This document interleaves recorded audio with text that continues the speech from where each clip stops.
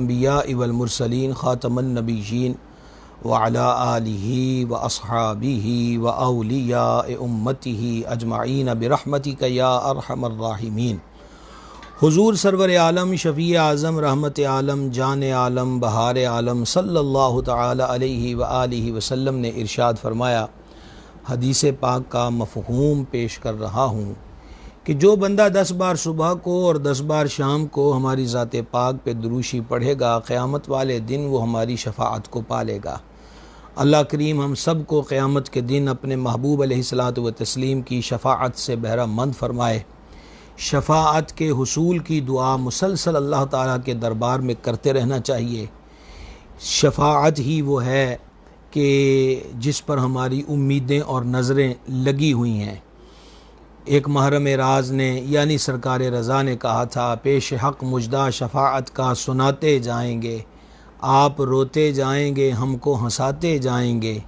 وسعتیں دی ہیں خدا نے دامن محبوب کو،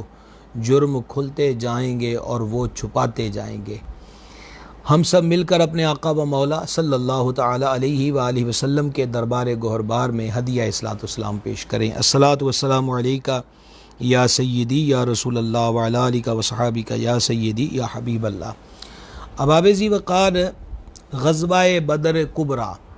یہ ہجرت کے دوسرے سال پیش آیا، اور غزوہ بدر کا پس منظر یہ تھا کہ حضور اقدس علیہ الصلاۃ والتسلیم کو یہ خبر ملی تھی کہ ابو سفیان جو اس وقت حالت کفر میں تھے،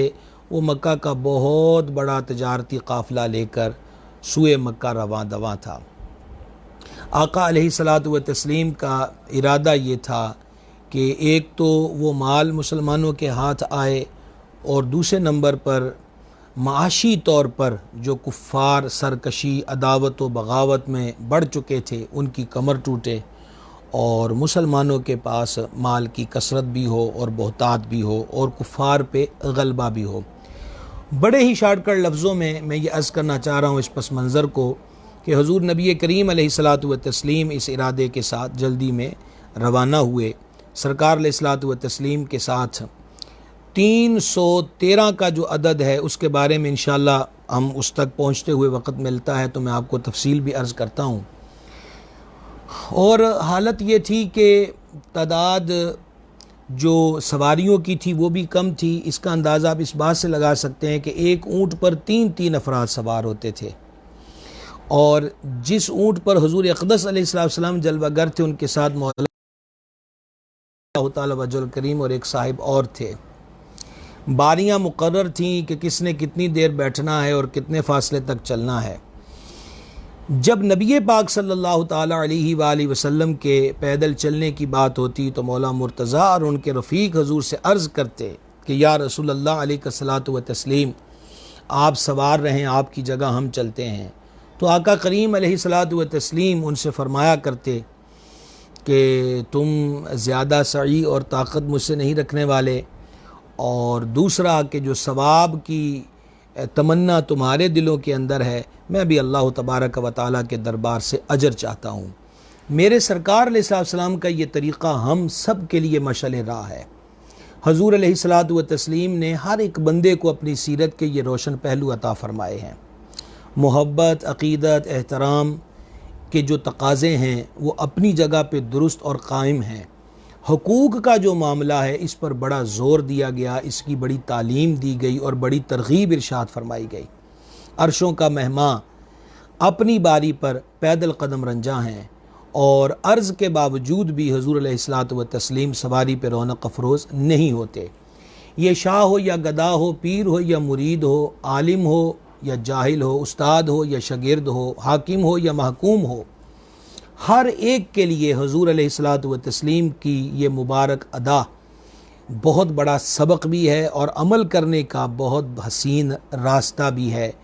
کہ جب عدل کی بات آئے گی، انصاف کی بات آئے گی اور حق کی بات آئے گی تو پھر اس معاملے کے اندر حق والے کو اس کا حق دیا جائے گا۔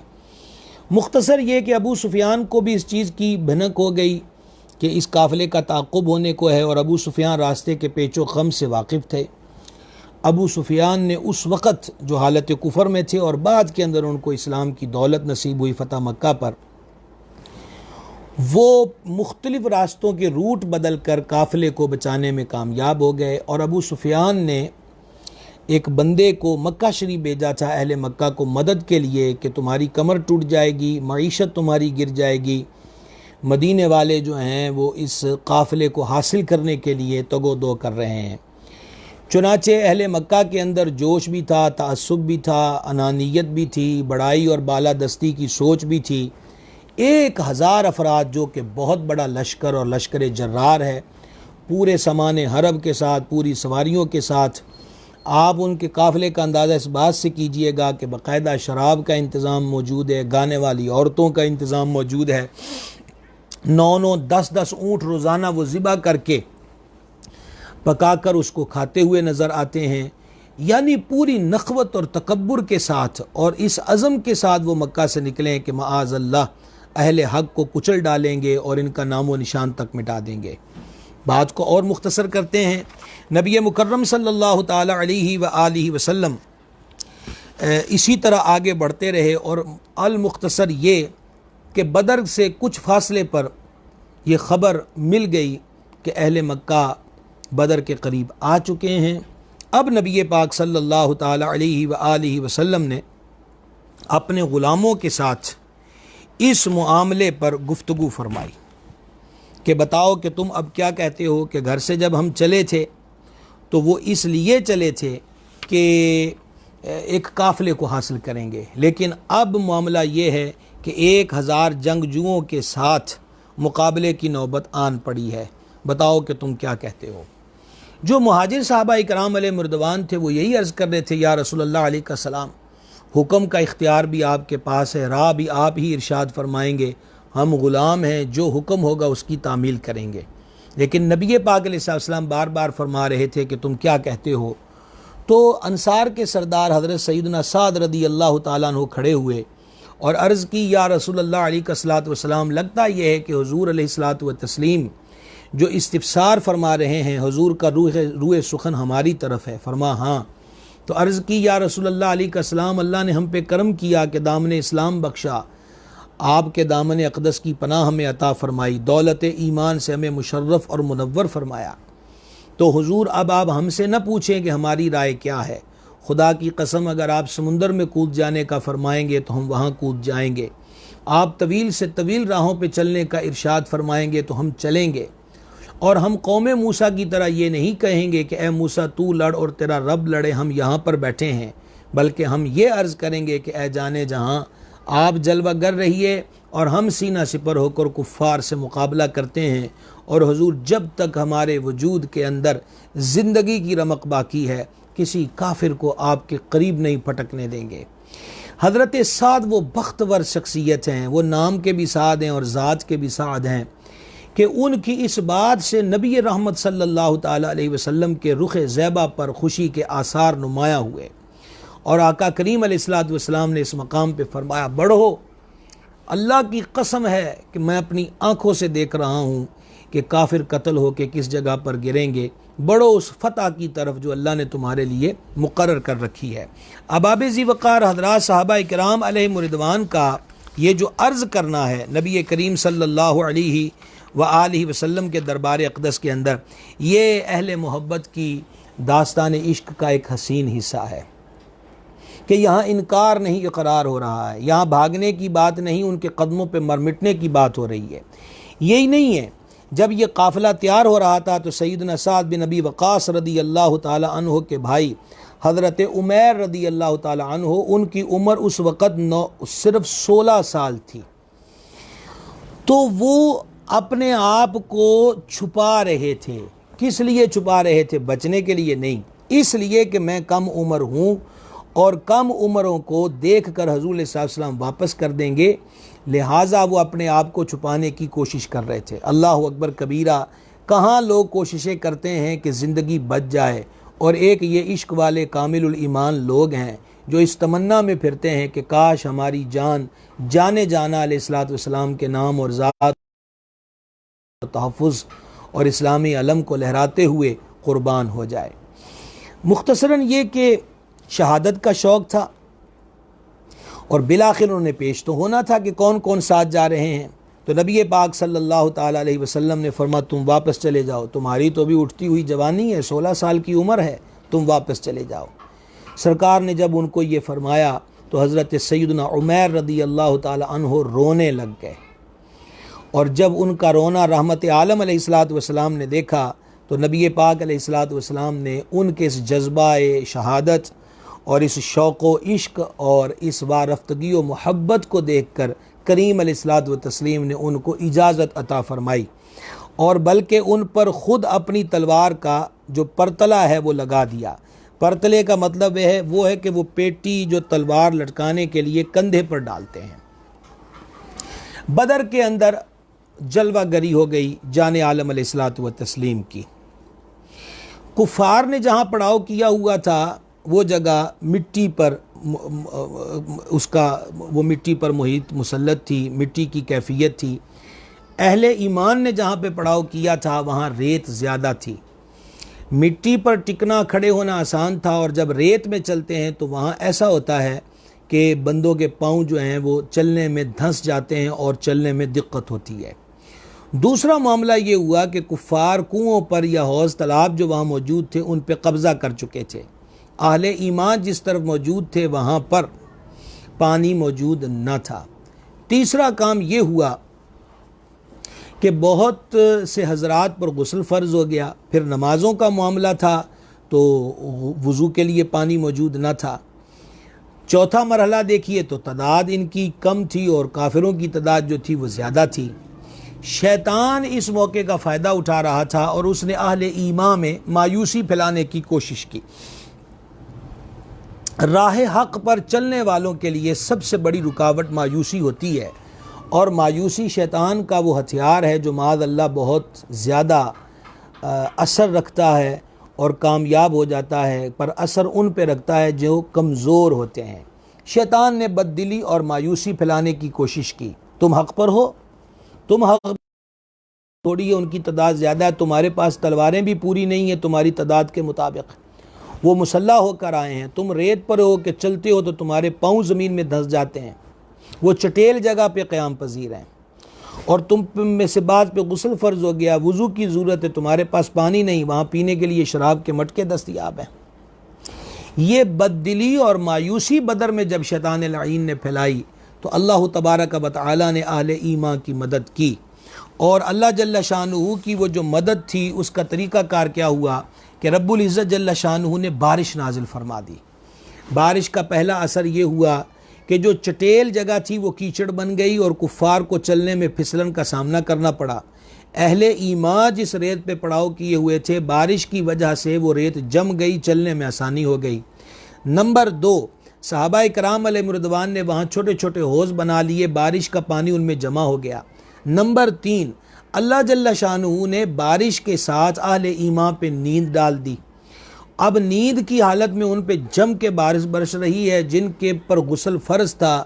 بارش کی صورت میں ان کا غسل اتر گیا، حوض کے اندر پانی جمع ہو گیا، اور اس نیند سے ان کو طمانینت قلبی جو ہے وہ نصیب ہو گئی۔ شیطان نے مایوسی پھیلائی، بددلی پھیلائی،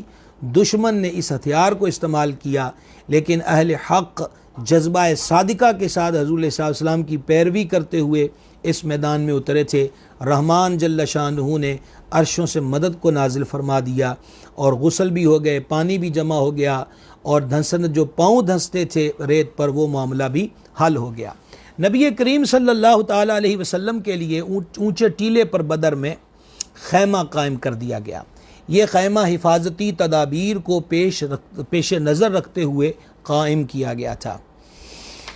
یہاں پر بات ہو رہی تھی کہ رات کے وقت نبی کریم صلی اللہ تعالیٰ علیہ وآلہ وسلم کے جو خیمہ مبارک ہے اس پر کسی نہ کسی کو حفاظت کے لیے مامور ہونا چاہیے۔ ابھی یہ باہمی مشاورت جاری تھی کہ خیمے سے کے باہر امیر المومنین، امیر کشور محبت، سرکار سیدنا صدیق اکبر عتیق و اطہر رضی اللہ تعالی عنہ تلوار لٹکائے ہوئے کھڑے نظر آئے، اور کہا بھائیوں کسی اور کو یہ ذمہ داری لینے کی ضرورت نہیں ہے، محبوب کا وفادار اور غلام اس ذمہ داری پر پہلے سے عائد ہے، کھڑا ہے، اور میں پہرے داری کا شرف حاصل کروں گا۔ یہ بدر کا قیام ہے، بڑے شارٹ کٹ لفظوں کے اندر، ہمارے پاس جتنا وقت ہوتا ہے اس میں صرف خلاصہ ہی آپ کے سامنے رکھ سکتا ہوں، وگرنہ اس کے لیے طویل نشستیں درکار ہیں کہ جس میں ایک ایک پہلو سے گفتگو کی جائے اور پوری جو جنگ کی کیفیت ہے اس کو آپ کے گوش گزار کیا جائے۔ بنیادی موٹے اور بنیادی واقعات جو ہیں وہی میں آپ کی خدمت میں پیش کر رہا ہوں۔ نبی کریم صلی اللہ تعالی علیہ وآلہ وسلم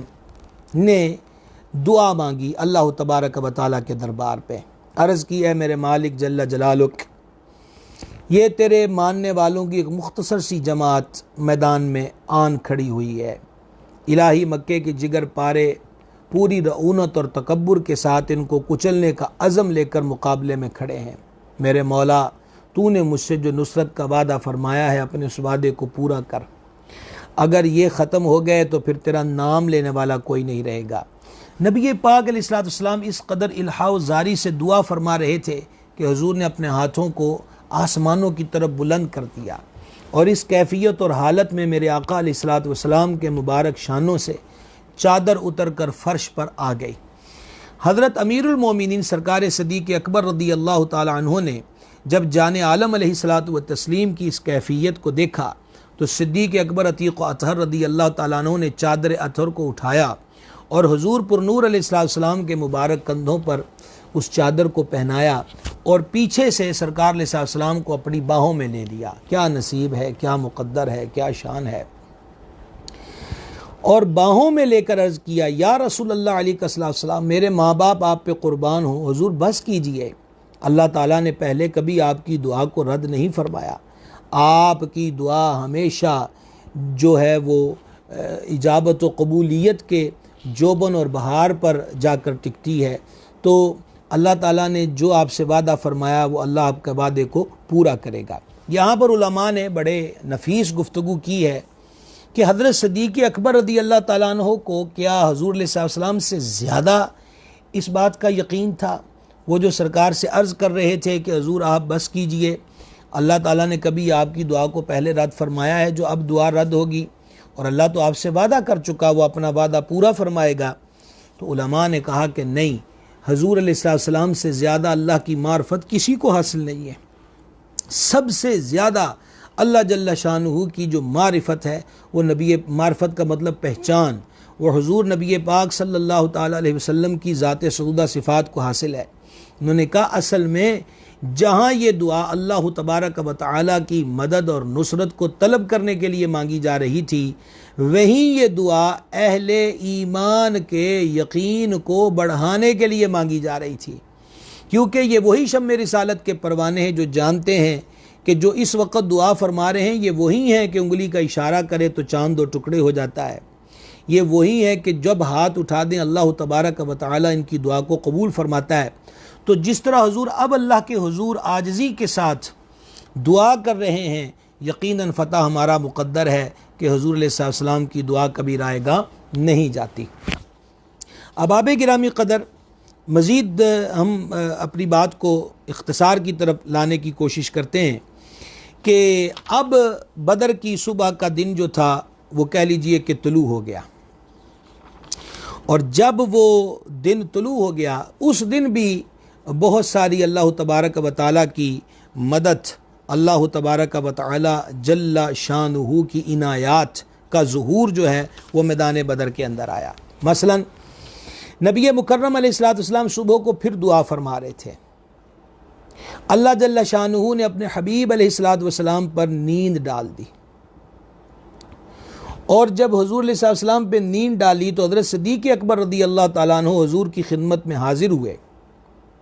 اور حاضر ہو کے عرض کی یا رسول اللہ صلی اللہ علیہ وسلم، اہل مکہ سر پہ آ چڑھے ہیں، سرکار علیہ الصلاۃ والتسلیم کی چشمان اقدس کھلیں، اللہ تبارک و تعالی نے اپنے محبوب علیہ السلام کو خواب میں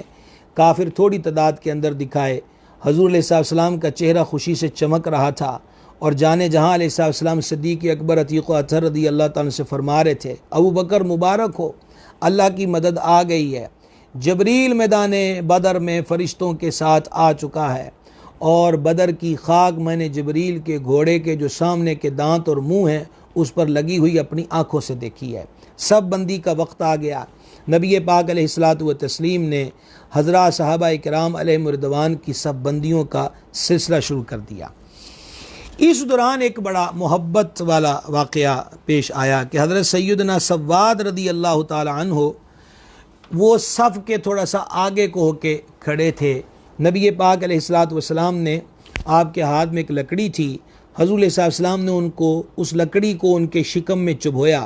اور فرمایا استوی یا سواد، اے سواد برابر ہو کے کھڑے ہو جاؤ۔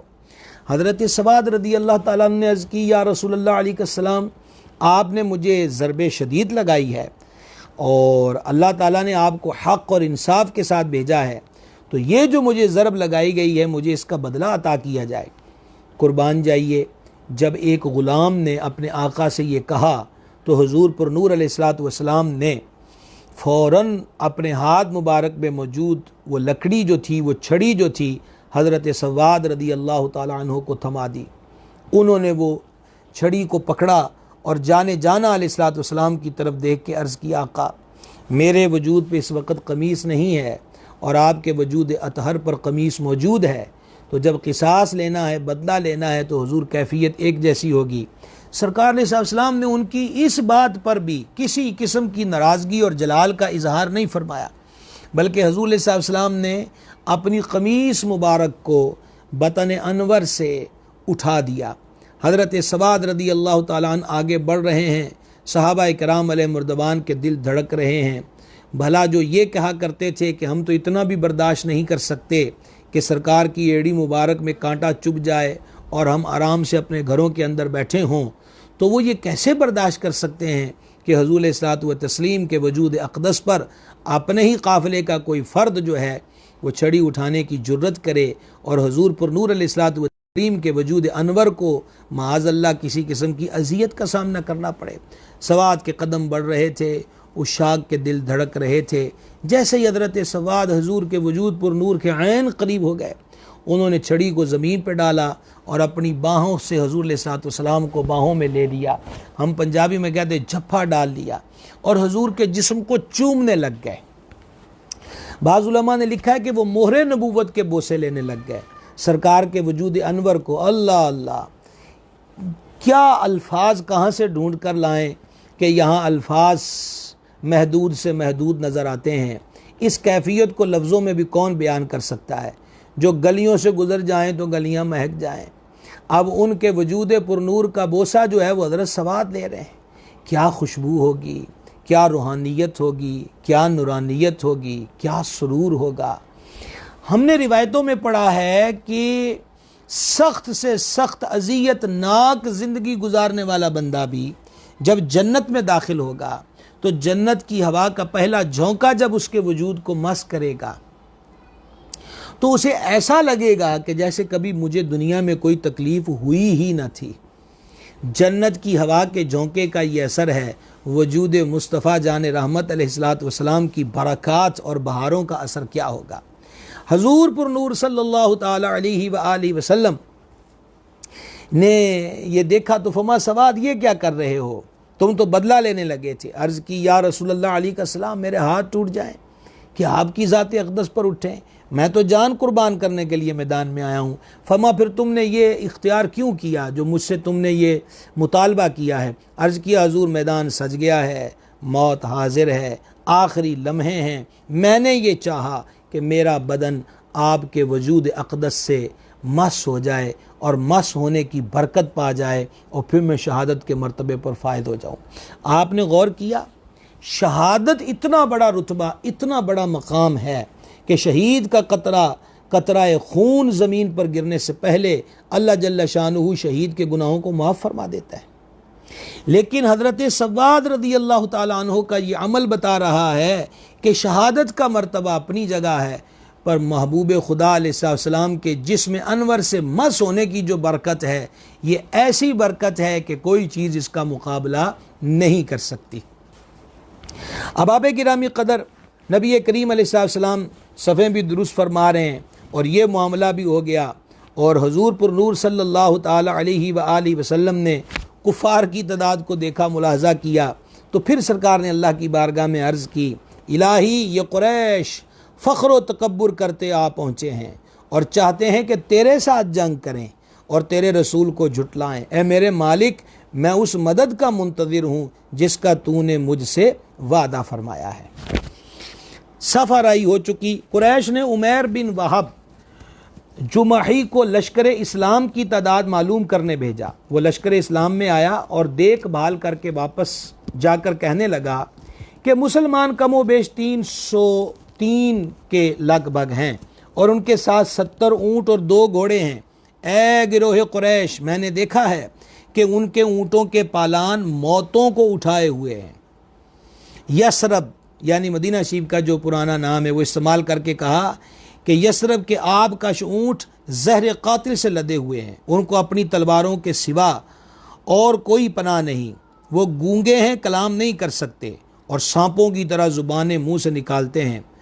اور اس نے کہا اللہ کی قسم، میری رائے میں ان میں سے ایک شخص بھی قتل نہیں ہو سکتا تا وقت کہ تم میں سے ایک کو قتل نہ کر لے۔ یہ غیر بندہ مسلمانوں کی جماعت میں آ کر ان کی کیفیت کو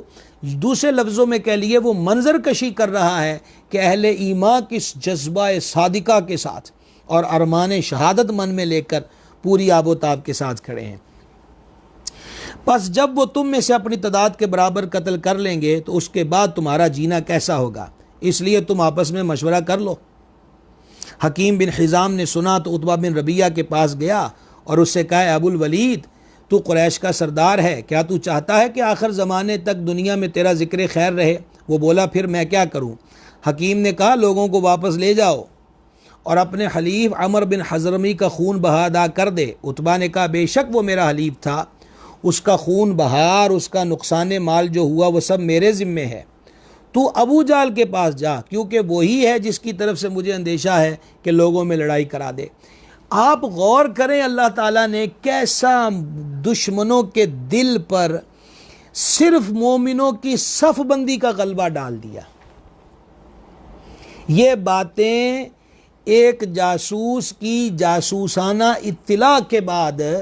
کفار کے سرداروں میں ہو رہی ہیں کہ وہ تو بڑی تیاری کے ساتھ ہیں۔ اچھا یہ 1000 کی تعداد میں آئے ہیں اور یہ ان کی باہمی گفتگو ہے۔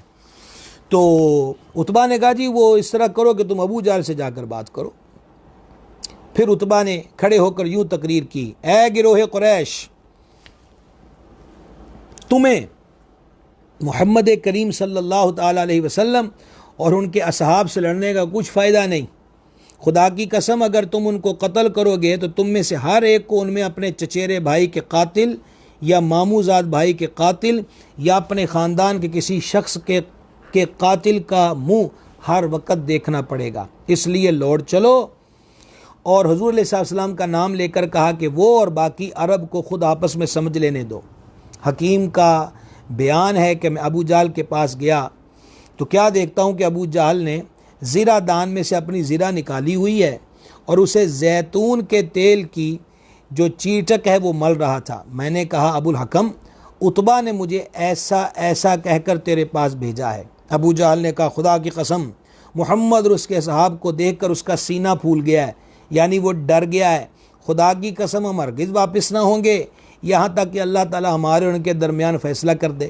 عتبہ بزدل تو نہیں ہے مگر اس نے دیکھا ہے کہ محمد اور اس کے اصحاب چند اونٹوں کا گوشت کھانے والے ہیں اور ان میں ان کا بیٹا ابو حذیفہ ہے، اس کے بارے میں وہ تم سے ڈر گیا ہے۔ پھر ابو جہل نے عامر بن حضرمی کو کہلا بھیجا کہ تیرا حلیف عتبہ چاہتا ہے کہ لوگوں کو ہٹا لے جائے اور تو قصاص چاہتا ہے، اس لیے اٹھ اور اپنے بھائی کا قصاص اور عہد و پیمان یاد دلا۔ المختصر یہ جناب کہ ان کے درمیان کافر جو سردار دیں گے اور ہم وہ کر دیں گے۔ نبی مکرم صلی اللہ تعالی علیہ وآلہ وسلم نے ادھر صحابہ کرام علیہ رضوان سے فرمایا تھا کہ میری اجازت کے بغیر لڑائی نہ کرنا، اور اسی دوران جو میں پہلے بات آپ کو بتا رہا تھا کہ حضور علیہ الصلوۃ والسلام پہ نیند کا غلبہ ہوا اور پھر صدیق پاک حاضر ہو کے عرض کرتے حضور دشمن تو سر پہ آ گئے ہیں۔ نبی پاک علیہ السلام نے پھر بیدار ہوئے اور آقا علیہ الصلوۃ والتسلیم نے وہ خبر ارشاد فرمائی کہ جبریل میدان کے اندر پہنچ گئے ہیں۔ میدان بدر کے اندر پہلی جو بات میں آپ کو عرض کر چکا ہوں کہ جب انصار کے سردار حضرت سعد رضی اللہ تعالیٰ عنہ نے عرض کی تھی کہ ہم اپنی جانیں قربان کریں گے، اور سرکار نے فرمایا تھا اللہ کی قسم ہے میں کفار کی قتل گاہیں کہ جس جگہ پر وہ قتل ہوں گے اپنی آنکھوں سے دیکھ رہا ہوں۔ یہ میدان بدر سے پہلے کا ارشاد ہے۔ میدان بدر میں کیا ہوا؟ صحیح مسلم کی حدیث ہے کہ نبی پاک علیہ السلام نے اسی چھڑی سے میدان بدر میں نشان لگائے، اور ہر نشان کے ساتھ نام لے رہے تھے کہ کل فلاں بن فلاں مر کے یہاں گرے گا، کل فلاں بن فلاں مر کے یہاں گرے گا، یعنی نشان بھی لگا رہے ہیں، کافر کا نام، اس کے والد کا نام، اور وہ کل مرے گا اور مر کے یہاں پر گرے گا۔ یہ حضور صلی اللہ علیہ وسلم نے ایک دن قبل میدان بدر کا جو نقشہ ہے اور کل جو ہونا ہے حضرات صحابہ اکرام کے سامنے کر دیا۔ حدیث کے راوی بیان کرتے اللہ کی قسم جب میدان بدر سج گیا تو پھر ایک بالشت کا فرق بھی نہیں پڑا، جہاں جہاں جس جگہ سرکار علیہ السلام نے نشان لگائے تھے اور جس کافر کا نام لیا تھا، ہم نے اگلے دن اسی کافر کو وہیں پر مرا ہوا پایا ہے۔ کل کیا ہوگا حضور جانتے ہیں، کون مرے گا، کب مرے گا، کس جگہ مرے گا، یہ حدیث بتا رہی ہے کہ حضور جانتے ہیں۔ اللہ تعالیٰ نے اپنے محبوب علیہ السلام کو ما کان و ما یکون، یعنی جو ہو چکا اس کا علم بھی عطا کیا، اور جو ہوگا حضور علیہ السلام نے کو اللہ کریم نے اس کا علم بھی عطا فرمایا ہے۔ اسی موضوع سے ریلیٹڈ یہ بات اور اسی کو مزید سمجھنے کے لیے بات میں ابھی آپ کے سامنے رکھ رہا ہوں کہ جب اللہ کریم نے بدر میں اہل حق کو فتح عطا کی تو حضور پر نور صلی اللہ تعالیٰ علیہ وسلم کے چچا سیدنا عباس بن عبد المطلب رضی اللہ تعالیٰ عنہ اس وقت کفار مکہ کی طرف سے آئے تھے، اور یہ بات بھی حضور علیہ السلام کی غیبی خبر تھی کہ آقا کریم علیہ السلام نے جب کھل کر لڑنے کا حکم دیا تو کریم نے اس وقت فرمایا تھا سنو، خاندان بنو ہاشم کے کچھ لوگ کفار کی طرف سے آئے ہیں لیکن وہ دل سے لڑنے نہیں آئے، ان کو مجبور کیا گیا ہے، لہذا ایسا کوئی بندہ تمہارے سامنے بنو ہاشم میں سے کوئی ایسا بندہ آ جائے تو تم اسے قتل نہ کرنا۔ راوی بیان کرتے ہیں کہ حضور علیہ السلام نے ان حضرات کے نام بھی بیان فرما دیے تھے۔ آپ غور کر رہے ہیں کہ کفار کی صفوں میں کون کس ارادے کے ساتھ آیا ہے، نبی مکرم صلی اللہ تعالی علیہ وسلم اس کا جو نام ہے وہ لے کر بیان کر رہے ہیں۔ صرف بنو ہاشم ہی نہیں، سرکار علیہ السلام نے کچھ نام اور بھی بتائے، ان میں سے ایک ابو البختری کے ساتھ جنادہ بن ملیحہ بھی اس کا ردیف تھا، سرکار نے اس کے بارے میں بھی ارشاد فرمایا کہ وہ بھی دل سے لڑنے کے لیے نہیں آیا، اس کو قتل نہ کرنا۔ یہ اللہ کریم نے اپنے محبوب علیہ السلام کو نگاہ عطا فرمائی ہے، اور حضور خود فرماتے جو میں دیکھتا ہوں وہ تم نہیں دیکھتے، اور جو میں سنتا ہوں وہ تم نہیں سنتے۔ اچھا، میں یہ بتانا چاہتا تھا کہ پھر اسی خاندان بنو ہاشم میں سے ہمارے سرکار علیہ السلام کے چچا حضرت عباس بن عبد المطلب قیدی ہو کر آئے۔ آقا کریم علیہ الصلاۃ والتسلیم نے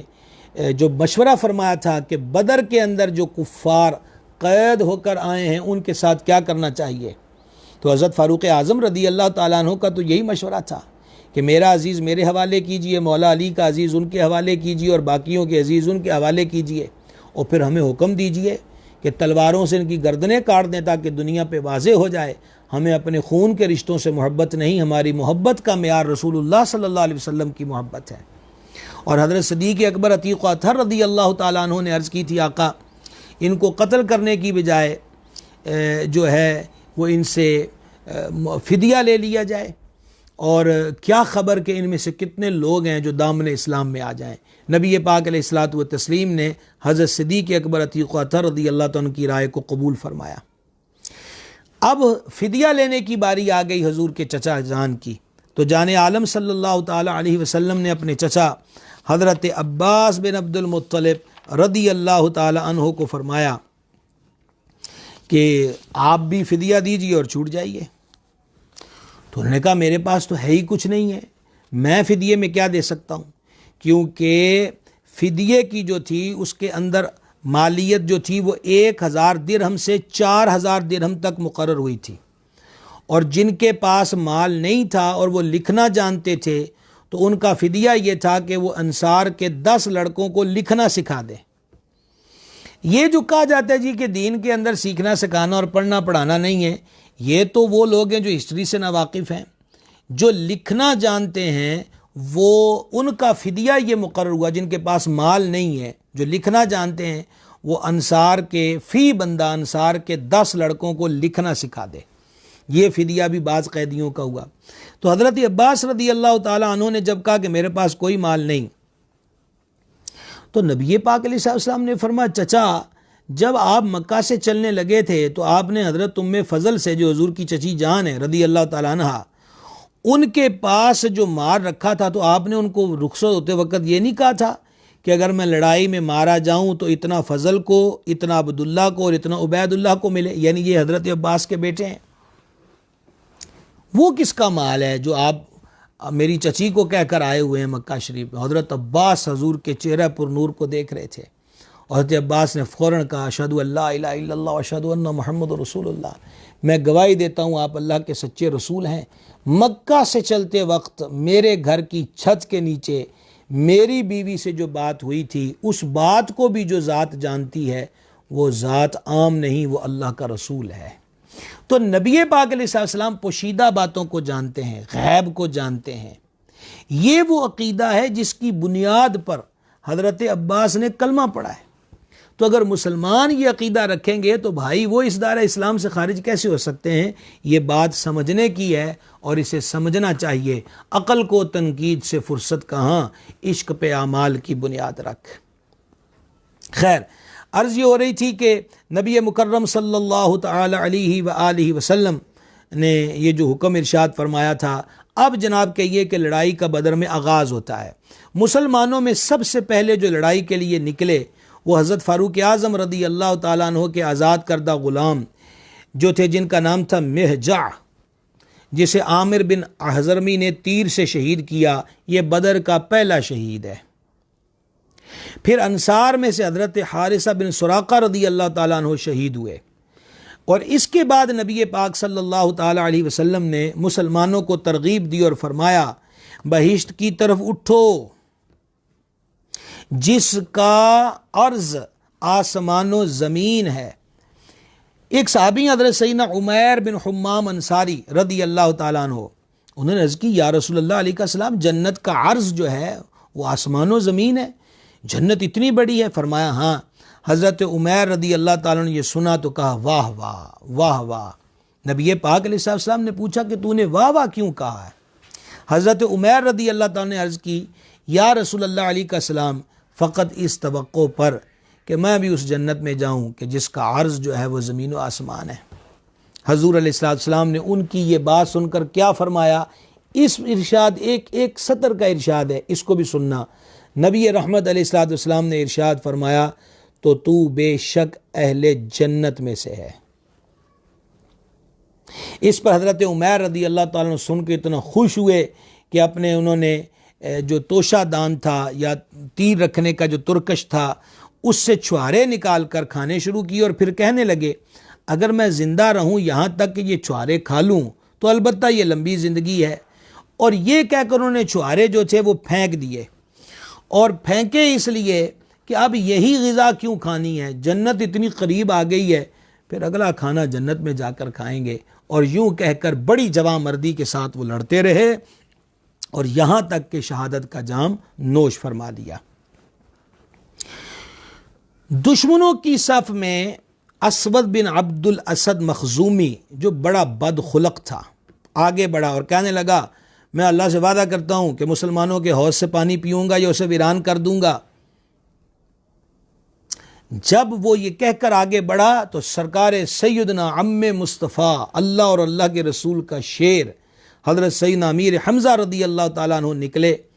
کہ یہ جو کہہ رہا ہے یہ حوض تک نہ پہنچے۔ حضرت امیر حمزہ رضی اللہ تعالیٰ نے وار کر کے اس کا پاؤں جو تھا وہ آدھی پنڈلی تک کاٹ دیا، وہ پیٹھ کے بل گر پڑا اور پھر وہ لڑکتا ہوا حوض کے قریب ہونے کی اس نے کوشش کی تاکہ اپنی قسم پوری کر لے. سرکار امیر حمزہ نے اس کا تعاقب کیا اور حوض میں اس کا کام تمام کر دیا. اتنی واقعات کے بعد شیبہ بن ربیہ، عتبہ بن ربیہ اور ولید بن ربیہ نکلے اور مشرکین نے چلا کر کہا حضور علیہ السلام کا نام لے کر کہ اپنی صفوں میں سے ہمارے جوڑ کے کو بندے بھیجے جائیں. یعنی یہ لوگ لڑنے کے اندر بھی اتنے نخوت اور تکبر کا شکار ہوتے تھے کہ کہتے تھے کہ لڑنے کے اندر بھی قوموں کی برابریاں ہوں، وہ بندہ ہم سے لڑے، عام بندے ہم عام بندوں سے نہیں لڑیں گے. تو اب وہ کہہ رہے تھے ہمارے جوڑ کے بندے بھیجو جو ہم سے مقابلہ کریں. نبی پاک علیہ السلام نے جب ان کی بات سنی تو سرکار نے اپنے غلاموں کو کیا فرمایا؟ پہلا جملہ انشاءاللہ لطف و سرور فراہم کرے گا اگر آپ توجہ سے سن رہے ہوئے. سرکار علیہ السلام نے کفار کی یہ بات سن کر کے ہمارے جوڑ کے بندے بھیجے جائیں، حضور نے فرمایا اے بنو ہاشم اٹھو اور اس حق کی حمایت میں لڑو جس کے ساتھ اللہ تعالیٰ نے تمہارے نبی کو بھیجا ہے، کیونکہ وہ باطل لائے ہیں کہ وہ چاہتے ہیں کہ اللہ کے نور کو بجھا دیں. اور پھر سرکار علیہ السلام نے فرمایا حمزہ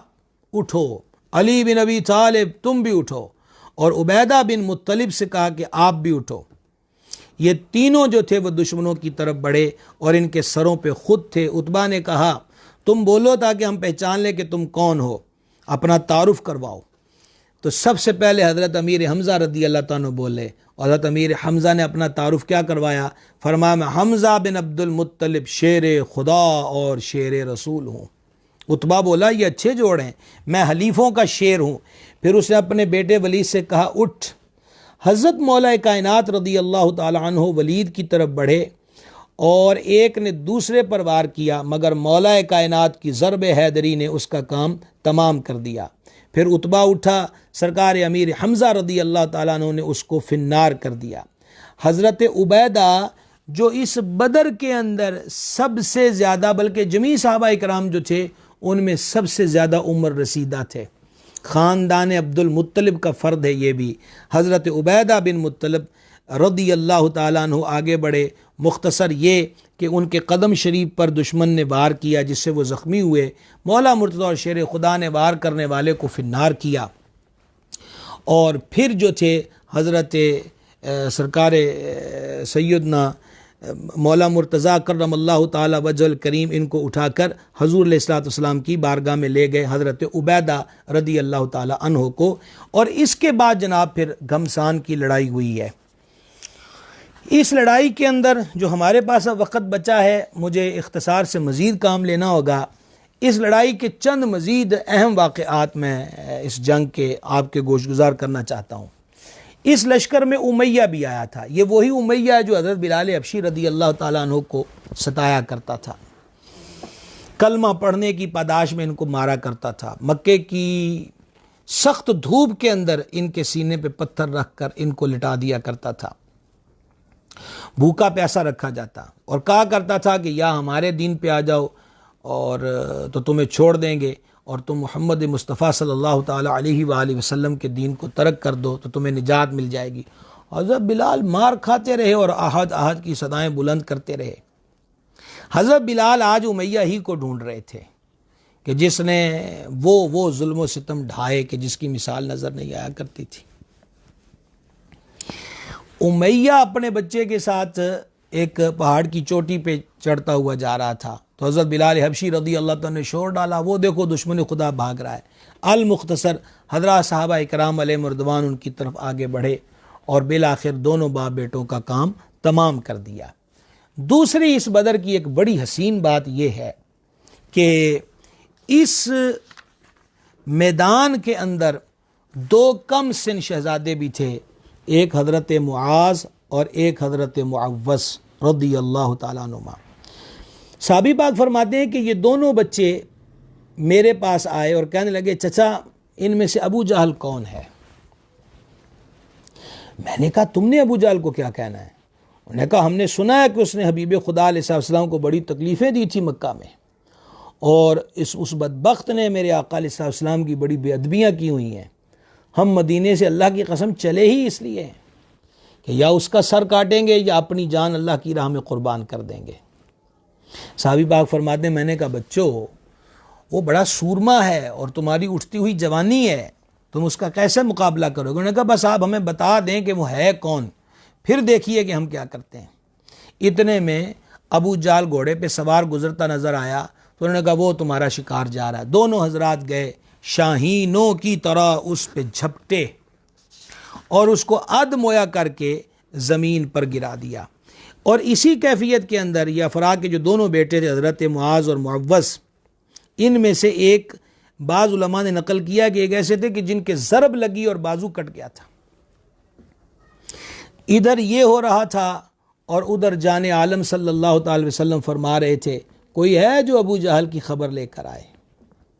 کوئی ہے جو ابو جہل کی خبر لے کر آئے۔ حضرت عبداللہ بن مسعود رضی اللہ تعالیٰ عنہ نے آقا علیہ السلام کی بارگاہ بے کس پناہ میں آ کے عرض کر دی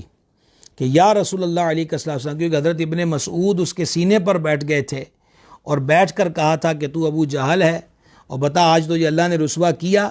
اس لعین نے جواب دیا رسوا کیا کیا؟ تمہارا مجھے قتل کرنا اس سے زیادہ نہیں کہ ایک شخص کو اس کی قوم نے قتل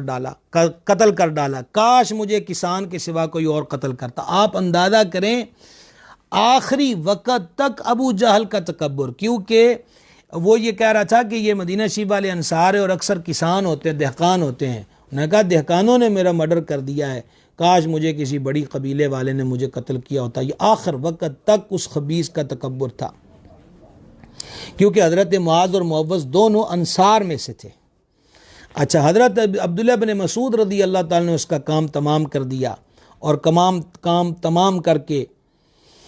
حضرت عبداللہ بن مسعود رضی اللہ تعالیٰ عنہ نبی کریم علیہ السلام کے دربار گوہر بار میں حاضر ہوئے اور عرض کی یا رسول اللہ علیہ الصلوۃ والسلام، اللہ تبارک و تعالیٰ نے اسلام کے دشمن کو ختم کر دیا، ابو جہل کا سر کاٹ دیا گیا ہے۔ یہ خبر سنی تو حضور علیہ السلام نے 3 بار کہا اللہ الذی لا الہ الا ہو، اللہ الذی لا الہ الا ہو، اللہ الذی لا الہ الا ہو، اور 4تھی بار حضور علیہ السلام نے یہ پڑھا اللہ اکبر الحمد للہ الذی صدق وعدہ ونصر الاحزاب وحدہ، کہ اس اللہ تبارک و تعالیٰ کے لیے ساری تعریف ہے کہ جس نے اپنے وعدے کو سچا کر دکھایا اور اس نے اپنی جماعت کی مدد کی۔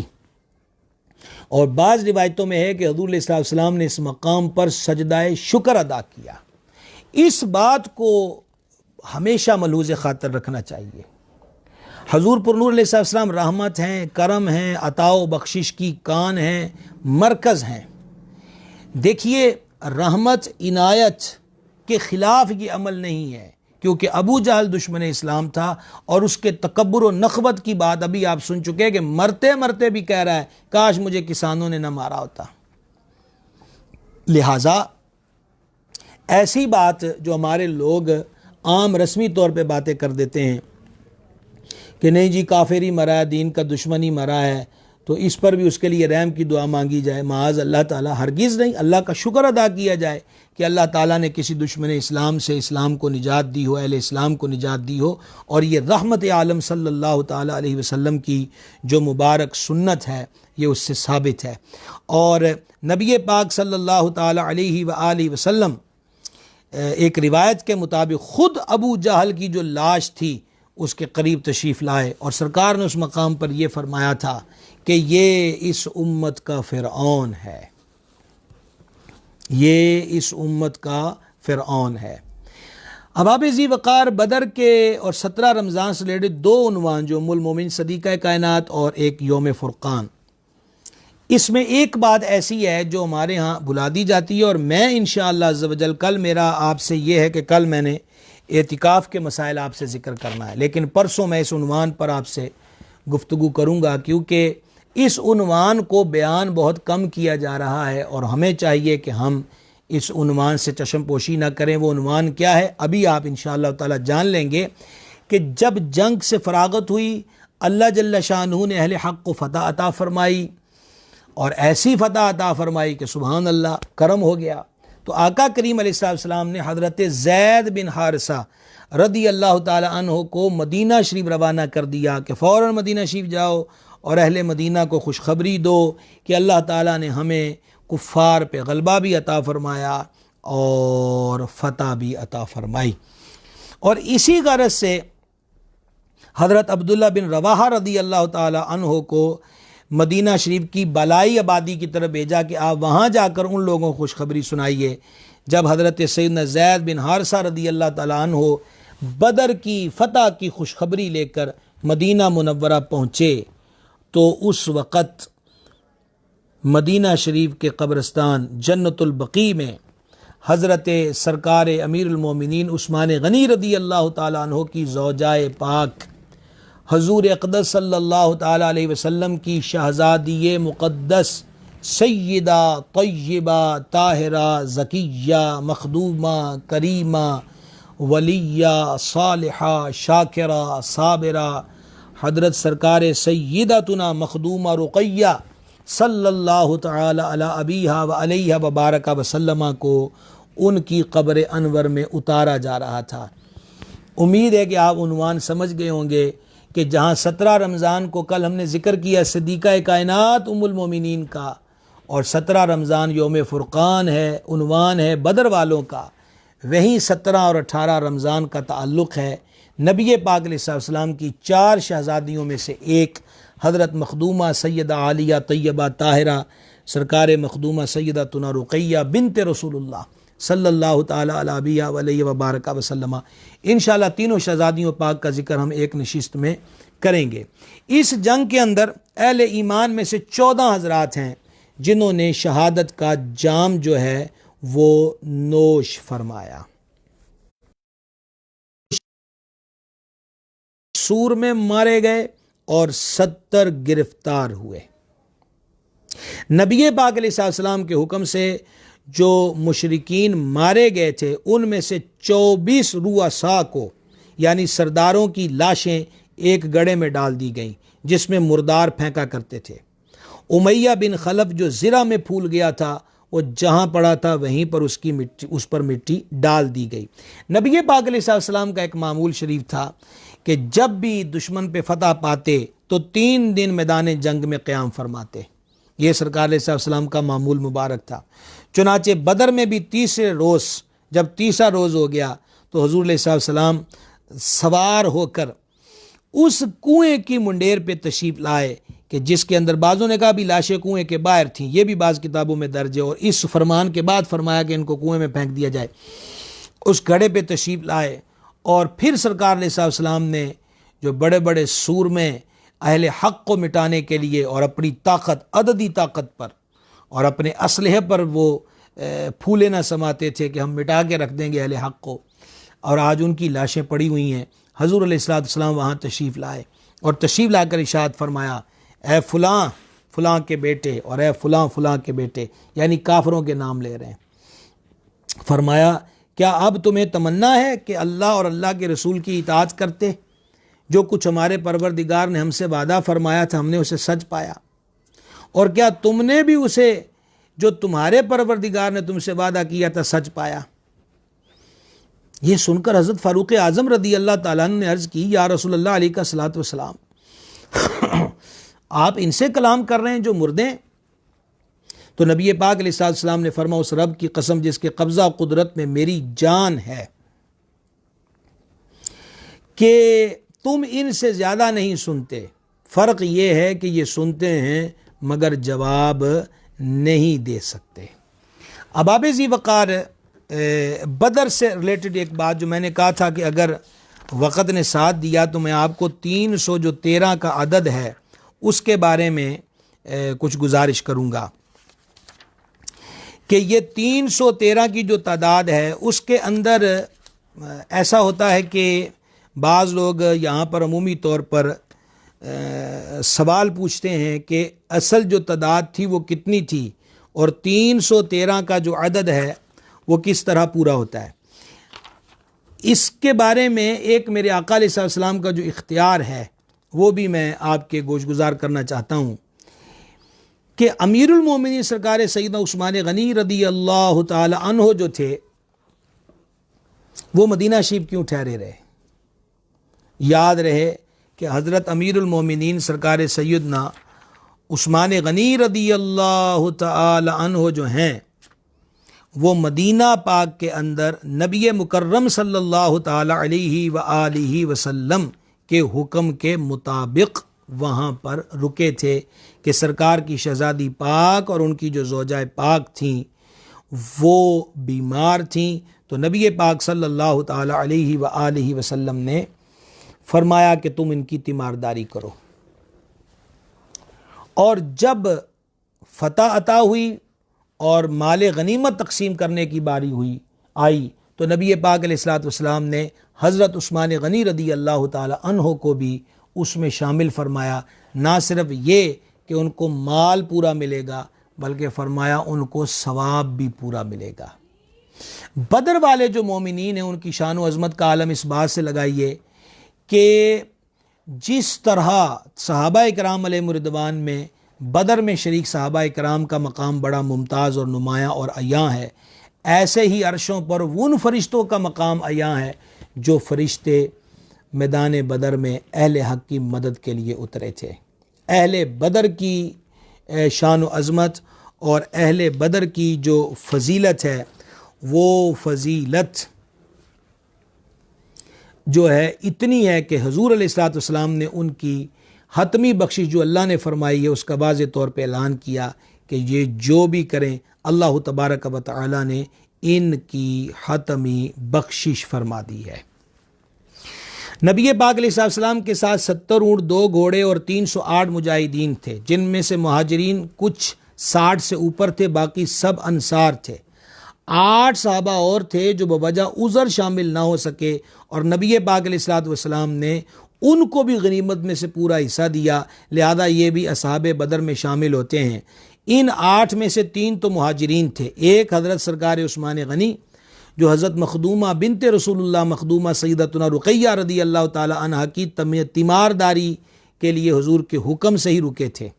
اور حضرت طلحہ بن عبید اللہ اور حضرت سعید بن زید یہ دونوں عشرہ مبشرہ میں سے ہیں، جن کو حضور نے روانگی سے 10 روز پہلے قافلہ قریش کی خبر لانے کے لیے بھیج دیا، اور وہ جب خبر لائے مدینہ پاک میں تو حضور علیہ الصلوۃ والتسلیم اس وقت مدینہ پاک سے روانہ ہو چکے تھے، اور 5 انصار میں سے تھے۔ ایک حضرت ابو البابا بن عبد المنذر جن کو نبی پاک علیہ الصلوۃ والسلام نے اپنی غیبت میں مدینہ شریف کا حاکم مقرر کیا۔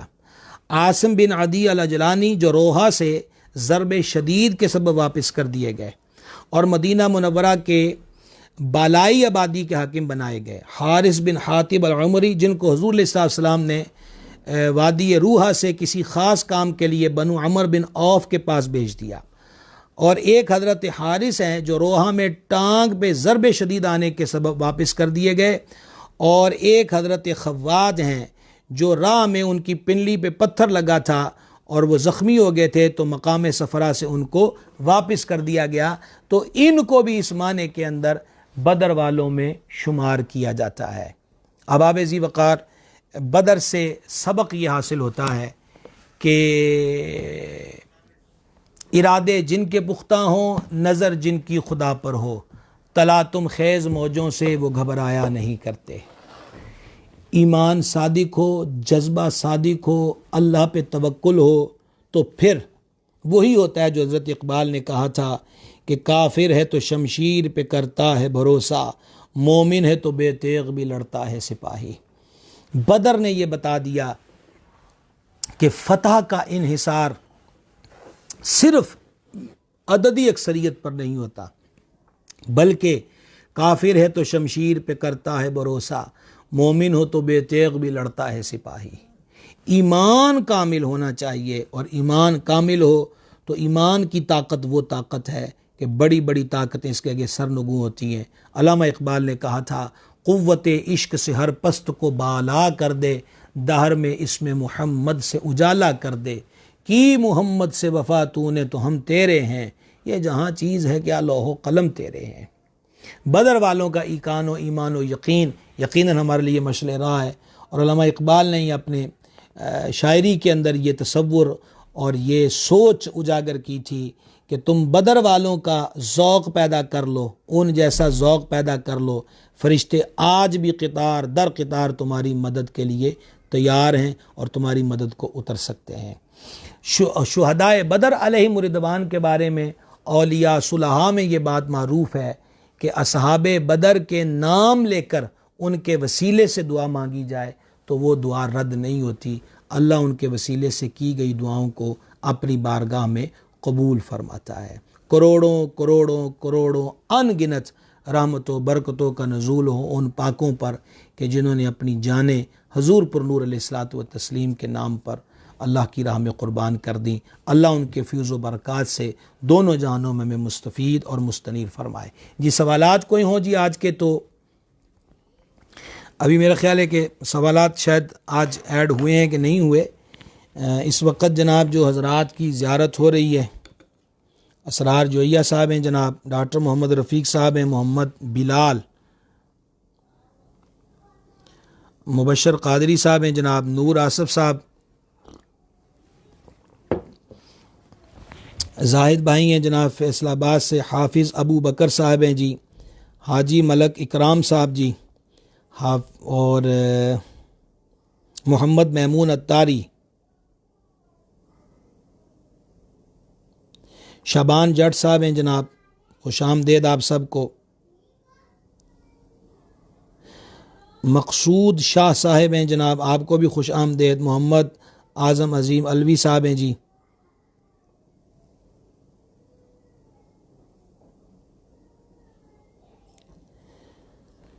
محمد اکرام صاحب آپ کو بھی خوش آمدید،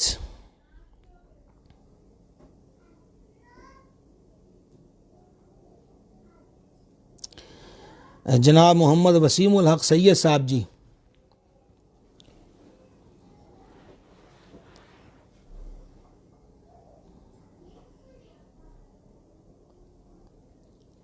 کل انشاءاللہ عز و جل اعتکاف کے بارے میں جو مسائل ہیں وہ ذکر کیے جائیں گے، اور علامہ بلال مقصودی صاحب جناب ماشاءاللہ، علامہ صاحب آپ کو بھی خوش آمدید، رحی رضا قادری صاحب آپ کو بھی خوش آمدید، محمد عمر صاحب ہیں جناب، اہلاً و سہلاً، سیفی ساؤنٹ آپ کو بھی خوش آمدید، شہباز صاحب ہیں جناب، اہلاً و سہلاً، امین حبیبی صاحب خوش آمدید۔ سیفی ساؤنڈ کا سوال ہے کہ فطرانہ کتنا ہے؟ انشاءاللہ 2 کلو 50 گرام آٹا یا 2 کلو 50 گرام آٹے کی مالیت۔ سید توصیف رضوی جلالی صاحب جی، شاہ صاحب آپ کو بھی خوش آمدید جی۔ ساجد حسین صاحب سلام کہہ رہے ہیں جی، وعلیکم السلام ورحمۃ اللہ۔ جی فطرانہ جو نہ دے سکے وہ کیوں نہ دے سکے اور کیسے نہ دے سکے، ان پر انشاءاللہ بہت جلد ہم فطرانے کے مسائل بہت جلد ذکر کرتے ہیں جناب، تفصیل کے ساتھ انشاءاللہ۔ محمد اعجاز صاحب جناب خوش آمدید آپ کو بھی۔ مولانا حافظ نور کھچی صاحب ہیں جناب، وعلیکم السلام ورحمۃ اللہ۔ قمر وقار صاحب جناب خوش آمدید آپ کو بھی۔ رانا محمد نوید صاحب جی اہلاً و سہلاً۔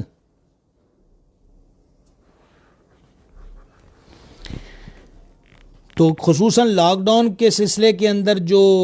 اعتکاف کے سوالات کئی ہیں، عورتوں کے متعلقہ کہ گھروں میں عورتیں اعتکاف کریں تو ان کے مسائل کیا ہیں، اعتکاف کیسے ہوگا۔ محمد عزیر صاحب جی دعا کا کہہ رہے ہیں، مالو خوش رکھے جناب۔ میمون اتاری صاحب کا سلام آیا جی، وعلیکم السلام ورحمۃ اللہ۔ تو آپ کل اس حصے سے جڑے رہیے گا، انشاءاللہ ہم کل اعتکاف کے مسائل جو ہیں وہ ذکر کریں گے جتنے ممکن ہو سکے۔ اسرار جوئیہ صاحب آپ کو بھی خوش آمدید۔ احباب گرامی قدر، آج آپ غور فرما لیجئے کہ 19ویں شب آ گئی ماہ رمضان المبارک کی، اور دیکھ لیں کہ رمضان شریف کا کثیر حصہ بلکہ قریب 2 عشرے ہم سے رخصت ہوا چاہتے ہیں۔ سونے جیسی قیمتی گھڑیاں ہیں، تو ان کو ہم پیش نظر رکھیں، بچے ہوئے لمحات کو اللہ رسول کی یاد میں گزارنے کی کوشش کریں۔ جو ابھی تک ختم قرآن نہیں کر سکے وہ اپنا وقت ادھر زیادہ صرف کرنے کی کوشش کریں، کلمہ شریف اور درود شریف کی زیادہ کوشش کریں۔ میاں سلیم صاحب جی پیر محل سے، آپ کو بھی خوش آمدید جناب، تو کلمہ شریف درود شریف کی کثرت رکھیے۔ اسماعیل رضوی صاحب جناب، آپ کو بھی خوش آمدید۔ تو اللہ تبارک و تعالی ہمیں ماہ رمضان المبارک کی جو جملہ برکات ہیں وہ اپنے محبوب کے صدقے میں عطا فرمائے، ہمارے حالوں پہ کرم فرمائے۔ وما علینا الا البلاغ المبین۔ صلی اللہ تعالی علی النبی الامی و آلہ صلی اللہ تعالی علیہ وسلم، صلاۃ و سلام علیک یا سیدی یا رسول اللہ۔ الہ العالمین اپنے محبوب کا صدقہ ہماری حاضری قبول فرما، ہمارے گناہوں کو معاف فرما، خطاؤں سے درگزر فرما، نیک کاموں کی توفیق دے، برے کاموں سے محفوظ رکھ۔ اصحاب بدر کا واسطہ ہمارے مشائخ کرام کے درجات بلند فرما، ہمارے ماں باپ کی بخشش فرما، ہمارے ماں باپ پہ رحمت فرما، تمام مسلمان مردوں، تمام مسلمان عورتوں کی بخشش فرما، بیماروں کو شفا دے دے، بے قراروں کو قرار دے دے، بے روزگاروں کو روزگار دے دے، بے اولادوں کو نیک اولاد دے دے، مقروضوں کو قرضوں سے نجات دے دے، ہمارے دکھوں کو سکھوں میں بدل دے، مشکلوں کو آسانیوں میں بدل دے، بگڑے بخت سوار دے، دین دنیا آخرت کی بلائیاں عطا فرما، رحمت فرما۔ بدر والوں کے جذبہ کامل کا واسطہ اسلام کا بول بالا ہو، دشمنان اسلام کا منہ کالا ہو۔ الہی اسلام اور اہل اسلام کی خیر فرما، دین جگہ غلبہ عطا فرما، ہمیں دین اسلام کی اور اشاعت دین کی خدمت کی توفیق عطا فرما۔ جتنے احباب سلسلے سے جڑے رہتے ہیں، دعاؤں کا کہتے ہیں، اور بھی جو دعاؤں کا کہتے ہیں، تو سب کی حاجات کو جانتا ہے، سب کی جائز حاجات کو پورا فرما، سب کے گھر بار کی خیر فرما۔ اللہم انا نسألک العفو والعافیہ والمعافاہ فی الدین والدنیا والآخرہ۔ الہی خیر گردانی بحق شاہ جیلانی، وصلی اللہ تعالی علی حبیب سیدنا مولانا محمد وعلی آلہ وسلم۔ حیثب بن آصف صاحب ہیں جی، محمد افضل صاحب ہیں جناب، خوش آمدید آپ کو بھی، آپ کی بھی ابھی زیارت ہوئی ہے۔ اب میرا خیال ہے کچھ سوال یہاں پر ابھی گزرا ہے، کیا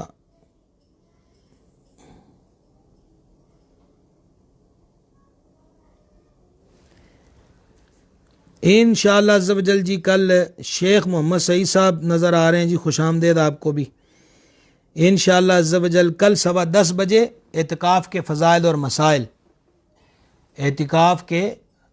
فضائل اور مسائل پر کل ہماری گفتگو ہوگی۔ والسلام علیکم۔